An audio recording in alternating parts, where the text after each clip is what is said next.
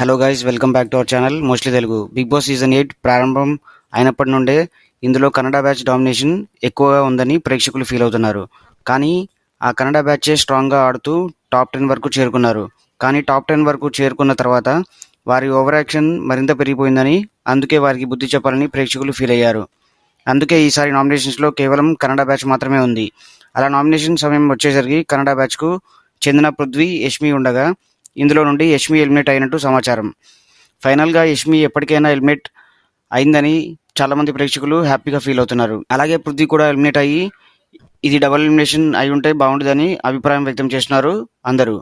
యష్మి అంటే ముందు నుండే చాలామంది ప్రేక్షకులు ఇష్టం లేదు. అనవసరంగా అరవడం, వేరే వాళ్ళపై ఆరోపణలు చేయడం, నిందించడం లాంటివి చేస్తుంటే తనను బయటికి పంపడమే కరెక్ట్ అనుకున్నారు. కానీ ప్రతి వారం యష్మి కంటే వర్స్ట్ గేమ్ ఆడుతున్న వారిని సెలెక్ట్ చేసి బయటికి పంపిస్తున్నారు ప్రేక్షకులు. ఇక బిగ్ బాస్ సీజన్ 8లో టాప్ కంటెస్టెంట్స్లో మాత్రమే మిగలడం, ఇప్పటి నుండి కేవలం బెస్ట్ పర్ఫార్మెన్స్ మాత్రమే చివరి వరకు ఉండగలరు. అందుకే ఇప్పటికైనా యష్మి ఎలిమినేట్ అవ్వడం కరెక్ట్ అని ఆడియన్స్ భావించినట్టు తెలుస్తోంది. మొదట్లో అనవసరమైన వాగ్వాదాలకు దిగి ప్రేక్షకుల మధ్య నెగిటివ్ అయింది యష్మి. ఆ తర్వాత మెల్లగా గ్రూపిజం మొదలుపెట్టింది.